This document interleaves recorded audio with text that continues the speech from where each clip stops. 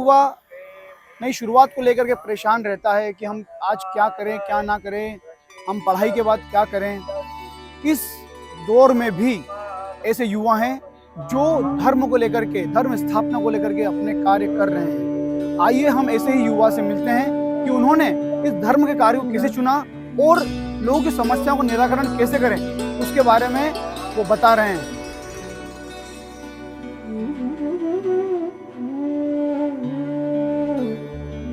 हम ऐसे स्थान पर पहुंच गए हैं जहां पर लोग अपनी समस्याओं को लेकर के आते हैं और उनकी समस्याओं का निराकरण होता है और बड़ी अभिलाषा लेकर के इस स्थान पर पहुंचते हैं। हम पहुंच गए हैं आदरणीय तन्मय जी महाराज के पास, नारायण धाम पर। नारायण धाम अपने आप में एक अद्भुत स्थान है जहां पर लोगों की समस्याओं का निराकरण शांति और संतुष्टि पूर्वक होता है।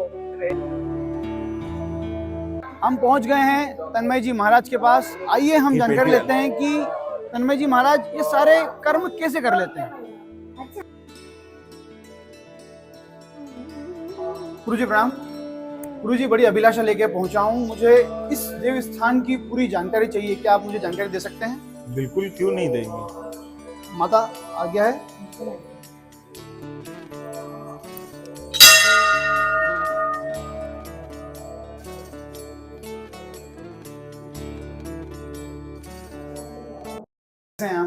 एकदम प्रभु नारायण की खूब कृपा है। गुरु महाराज, मन में कुछ प्रश्नों की अभिलाषा है। जी जी, जो जानना चाह रहा था मैं आपसे। जी जी बिल्कुल।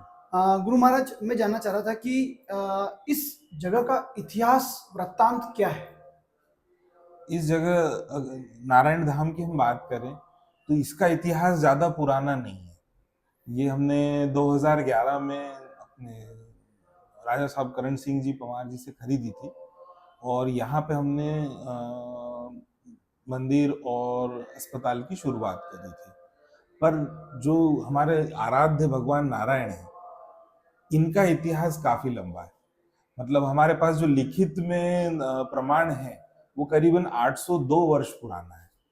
अब उसके और पहले से कब से वो मुझे भी नहीं मालूम, पर 802 वर्ष का तो हमारे पास लिखित में प्रमाण है कि ये मूर्ति इतनी प्राचीन है।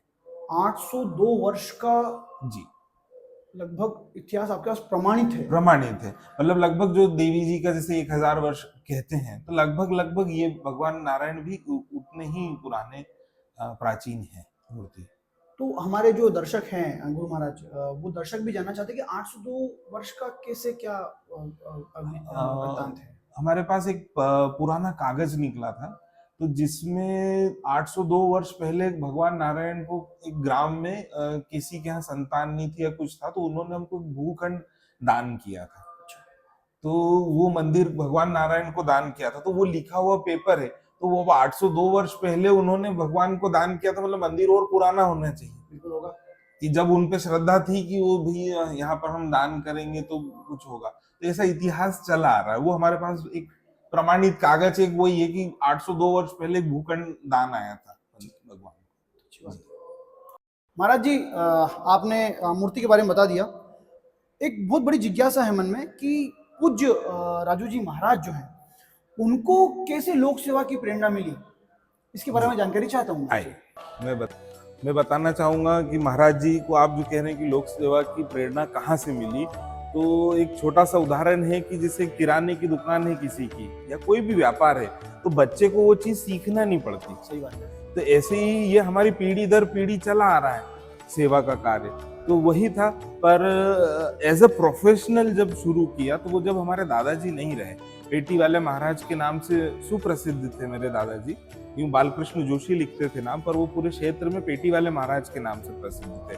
पर आज वो जनरेशन नहीं बची जो पेटी वाले महाराज को जानती है, और इसीलिए मैंने गुरु महाराज की, मेरे पिताजी की मूर्ति बनाई कि मैं रहूं न रहूं, मेरे बच्चे रहे न रहे, पर एक जो हमारा प्रकल्प है निःशुल्क अस्पताल का, तो हर आने वाली पीढ़ी को ये याद रहे इस मूर्ति से कि इन्होंने निःशुल्क अस्पताल का एक सपना देखा था, जो आज धार शहर में चल रहा है। सही बात है, निःशुल्क अस्पताल चल रहा है, उसकी जानकारी हम आपको आगे देंगे। महाराज जी, जिज्ञासाएं तो बढ़ती जाती है, हर प्रश्न के बाद कहीं ना कहीं जिज्ञासा जाग रही है। जी जी।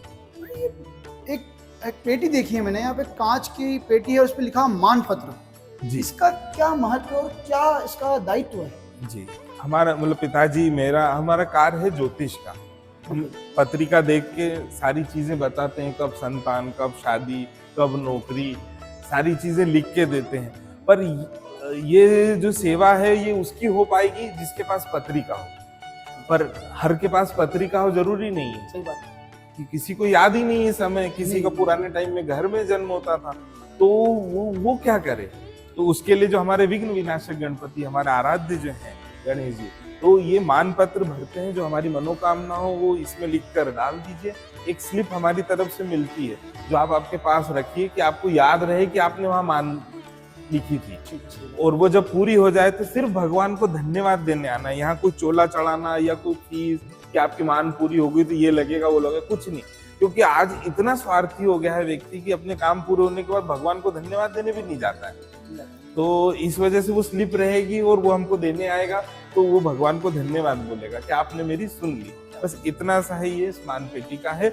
और अभी तक मतलब ये मेरे पिताजी ने शुरू किया था और हमारी एक फाइल पूरी भर चुकी है जिनकी मान पूरी हो गई। कुछ संख्या होगी इसकी कितने? करीबन 1700-1800 माने पूरी हो चुकी हैं। 1700। और अभी ये इतनी है, इनमें से भी कुछ जो स्लिप इकट्ठी होती है वो बार बार खोल नहीं सकते, तो हम साल में 2-3 बार ही खोलते हैं। तो उसमें फिर उन सारी स्लिप से मैच करके वो मान पत्र अलग कर लेते हैं जो पूरे हो गए। जय हो। बहुत आनंद आ रहा है, जानकारी मिल रही है। ये कुछ विलक्षण प्रतिभाएं हैं जो ऐसी जानकारियां हमें मिल नहीं पाती हैं, लेकिन आज हम इस जानकारी आपको दे रहे हैं। महाराज जी, ये जो मंत्र उच्चार की आवाजें आ रही है, ये क्या मंत्र उच्चार हो रहे हैं? ये इस आभा मंडल को क्या सुशोभित कर रहे हैं? आइए तो मैं आपको लेके चलता हूँ। ये जो मंत्र उच्चार आपको सुना रहे हैं ये यज्ञशाला से सुना रहे हैं। हमारे यहाँ नवरात्रि में अखंड यज्ञ होता है। आइए आपको ले चलता हूँ।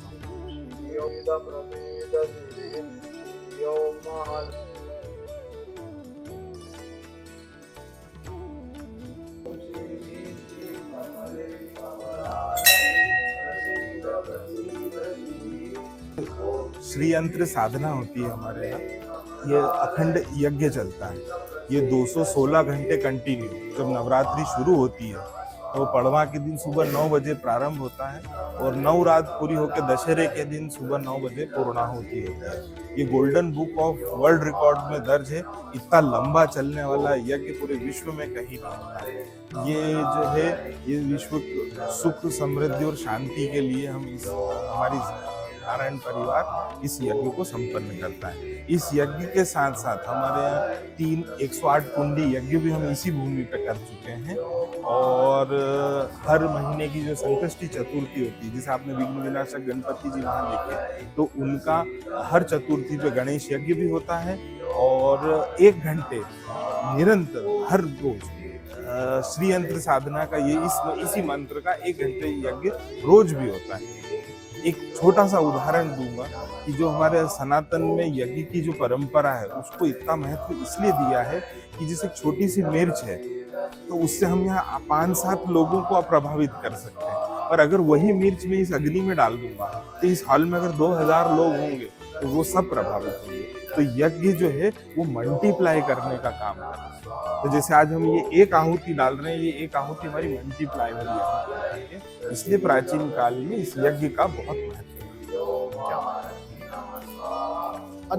अद्भुत बात है कि इतनी देर तक धार शहर में ऐसा यज्ञ चल रहा है और धारवासी इसका लाभ लें, ये सबको जानकारी होना चाहिए।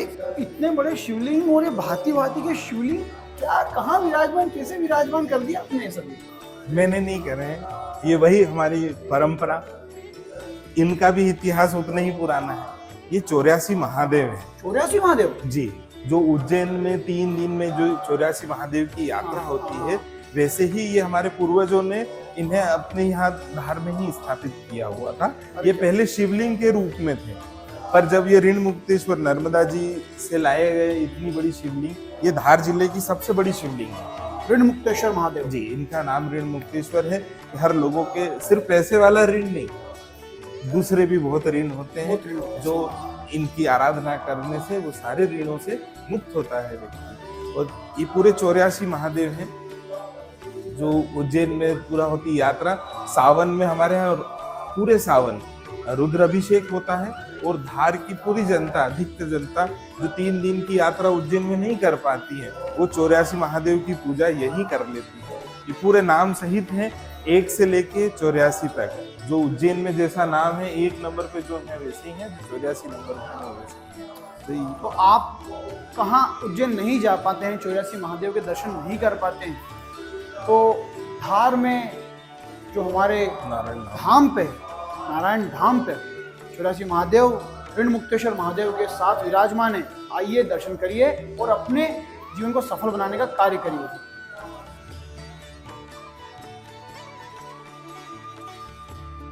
आजकल के युवा जो दौड़ भाग में लगे रहते हैं, नौकरी, पैसा, व्यापार,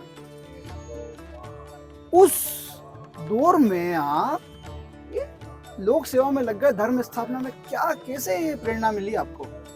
ये प्रेरणा वही जो मैंने भी पहले बताया कि किराने की दुकान है, तो वो तो बचपन से ही लगाव था ईश्वर के प्रति, पापा की सिखावनियां हमारे, हो सकता है किसी उद्देश्य में इस परिवार में जन्म हुआ मेरा। पर मैंने MBA किया, मैं बिस्लरी इंटरनेशनल में जॉब किया और अच्छे पद पे था। फिर धीरे से मैंने बोला कि अब सब हो गया है, अब वापस अपने सेवा कार्य में चला जाए।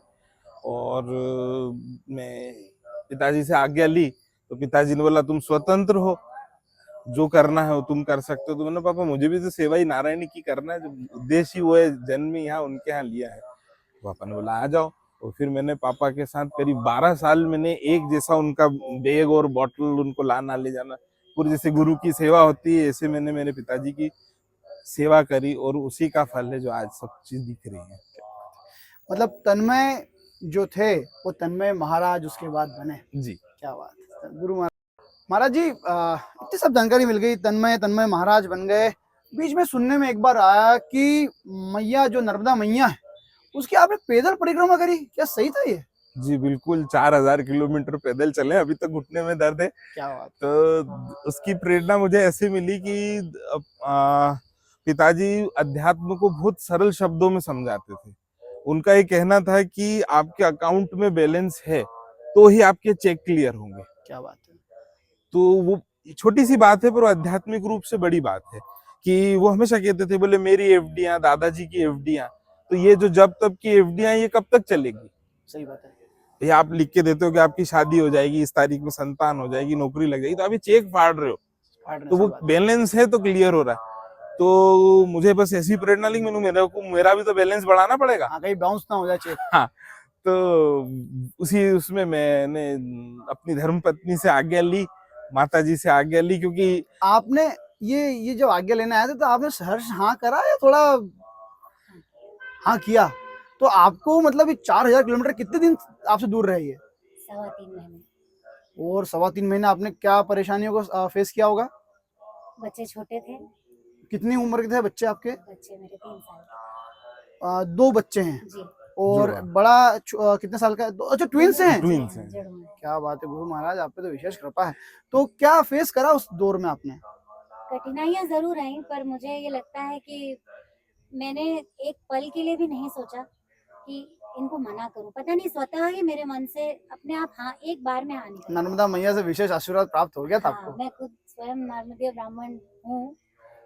विवाह के पहले मैं थी, तो मेरा विशेष लगाव है। आप जबलपुर से हैं? जबलपुर से हूँ, तो मैया के किनारे से ही हूँ, तो उस यात्रा के लिए तो मैं मना ही नहीं कर सकती थी। और ये बहुत मेरे लिए बहुत सौभाग्य की बात है कि अच्छा, एक दौर कठिन आया था जी। तो बहुत सौभाग्य की बात है कि आप धर्म पत्नी हैं गुरु महाराज की। और कहाँ मिलता है ऐसा प्यार, इतना सौभाग्य से मिला है आपको। मैं सुना लव मैरिज है? जी जी। क्या बात है। हमने साथ में MBA किया। आप जो कह रहे थे ना युवा पीढ़ी, तो मुझे बताने में कोई प्रॉब्लम नहीं होती है। जब शादी से पहले 2010 में इसका करीब 1 लाख रुपए महीने का पैकेज था और मैं मात्र 45,000 रुपए महीने के पैकेज में था। पसंद कैसा है आपको?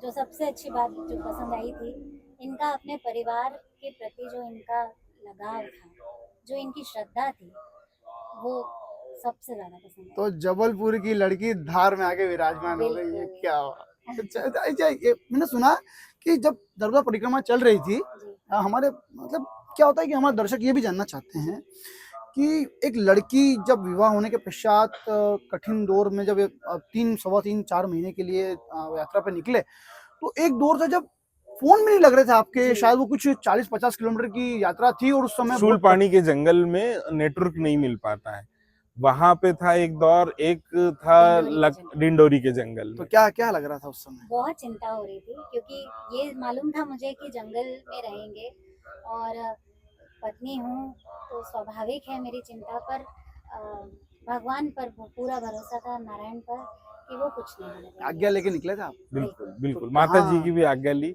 माता जी भी बड़ी वो थी कि तू चलेगा कैसे, क्योंकि मैं, आपने देखा होगा, मैं इस गेट तक अगर बंद करना तो मैं एक्टिवा से जाके बंद करता था, मैं थोड़ा आलसी था चलने में। पर वो माता जी ने बोला मैया सब करा लेगी, यार क्योंकि सरनी तो संकल्प लिया है तो पूरा तो मैया कराएगी।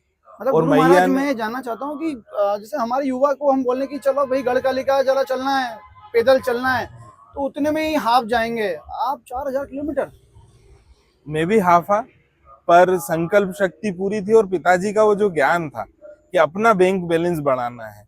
तो मैं जिस जगह पे हूँ, जहाँ मैं उस गादी को संभाल रहा हूँ, तो उसके लिए साधना तो करना इम्पोर्टेंट मेरे लिए भी था, क्योंकि बिना साधना के कितने दिन चलेगा। आज पिताजी और नहीं रहे, 5 साल हो गए। वो 5 साल में उनके नाम को लेके आगे चलना, यही मेरे लिए बड़ा लक्ष्य था। और प्रभु नारायण की कृपा से और नर्मदा मैया की कृपा से ऐसा हुआ कि आज मैं कई राजनीतिक जो उच्च पद पे हैं, मंत्री हैं, केंद्र में भी और प्रदेश में भी, उनको कंसल्ट करता हूँ ज्योतिष के रूप में। मैं हर महीने के आखिरी में मुंबई में बैठता हूँ, और मुंबई में सिर्फ बॉलीवुड वाले ही कंसल्ट करते हैं मुझसे, उनके ही अपॉइंटमेंट रहते हैं। धार का युवा, धार का युवा मुंबई में जाके बड़े बड़े बॉलीवुड के एक्टर्स और मंत्रियों को जाके कंसल्ट कर रहा है, अपने आप में बहुत सौभाग्य की बात है। ऐसे हमारे ये तन्मय जी महाराज हम पर ही ऐसा आशीर्वाद बना के रखें। हाँ जी महाराज जी। और इसको जोड़ते में, ये मेरे नहीं, ये इस गादी की, यहाँ की और धार का नाम गौरव हो, इसीलिए मैं आज, मेरे पास बेल्जियम से, मेरे पास यूके से, मेरे पास मोरक्को से, फ्रांस से, कहीं विदेशी जगह से भी मैं ज्योतिषी परामर्श करता हूँ, और सारी चीज निशुल्क करता हूँ। जो भी हमारे घर की आजीविका है वो ये नारायण पेटी से चलती है, और इनके ही समर्पण पर और इनके ही भरोसे चलती है। और मेरा बस यही उद्देश्य है कि सबको सुख शांति मिले, और मैं अपने धार का नाम आगे और ले जा सकूं, अपनी इस गादी का नाम आगे ले जा सकूं। चलिए, बहुत महत्वपूर्ण चर्चा हुई। यदि आपके मन में कोई जिज्ञासा हो, कोई प्रश्न हो, कोई आपके मन में समस्याएं हो जो आप इस धाम पर आके बता सकते हो, तो बताइए, आपका निराकरण अवश्य होगा। ये इस गादी का तेज है। तो आइए, हम तन्मय महाराज से और जो जिनको भी समस्या हो उसका निराकरण के लिए हम उनके धाम पे आते हैं और इस गादी से निराकरण प्राप्त करते हैं। बोलिए नारायण धाम की जय। नमस्ते धार 11 जो हमारा पेज है, ये ऐसी अद्भुत जानकारी आपको देता रहता है। कृपया हमारे पेज को लाइक, सब्सक्राइब एंड कमेंट जरूर करें, ताकि हम ऐसी जानकारी आपको अच्छे से अच्छे देते रहें। बहुत बहुत धन्यवाद।